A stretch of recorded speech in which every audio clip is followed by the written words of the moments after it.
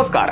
लोकसभा निवडणुकीत जरांगे यांच्या भूमिकेचा सर्वात जास्त फटका भाजपला बसला। मात्र त्या तुलनेने एकनाथ शिंदे यांच्या चांगल्या जागा निवडून आल्या।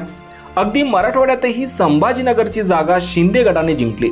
जरांगे यांच्या आंदोलनाचा फटका आपल्या पक्षाला बसला नाही याची जाणीव शिंदे गटाने मात्र ठेवली आहे।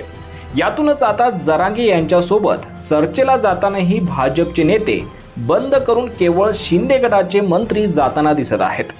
यावरूनच आता भाजप नेते नरेंद्र पाटील यांनी केलेल्या एका वक्तव्यातून भाजप व शिंदे गटात जरांगे यांच्याकडून फडणवीस यांच्यावर सातत्याने केल्या जाणाऱ्या एकतर्फी टीकेवरून सर्व काही आलबेल नसल्याचं बोललं जात आहे।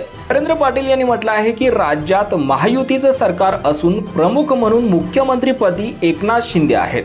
असं असताना देखील देवेंद्र फडणवीस यांच्यावर मनोज जरांगे पाटील यांची टीका का, असा सवाल करीत त्यांना कोणीतरी मार्गदर्शन करीत आहेत। ते आता मराठा समाजाचे नेते म्हणून काम करीत असताना त्यांना आता याचे ज्ञान मिळालं पाहिजे, अशी टीका अण्णासाहेब पाटील आर्थिक विकास महामंडळाचे अध्यक्ष नरेंद्र पाटील यांनी केली आहे। की महायुती म्हणून या ठिकाणी सरकार चाललेले, महायुतीचे प्रमुख म्हणून एकनाथजी शिंदे साहेब आहेत। अशा प्रकारे मुद्दामून ते टीका करतात। ह्याच्या मागे कोणीतरी चुकीचं मार्गदर्शन त्यांना करतंय। मनोज जरांगे पाटील यांच्याकडून काही दिवसांपासून सातत्याने भाजप आणि देवेंद्र फडणवीस यांना लक्ष्य करण्यात येत आहे।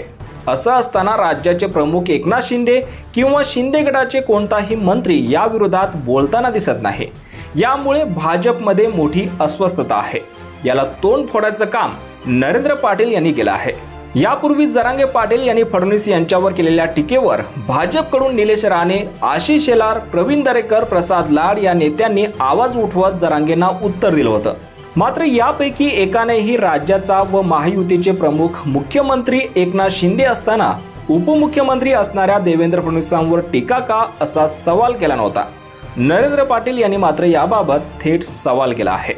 नरेंद्र पाटील यांच्या या वक्तव्यावर तुम्हाला काय वाटतं? तुमची प्रतिक्रिया कमेंट बॉक्समध्ये नक्की कळवा आणि असेच राजकीय घडामोडी पाहण्यासाठी चॅनलवर नवीन असाल तर सबस्क्राईब करून बेल आयकॉन दाबायला विसरू नका। धन्यवाद।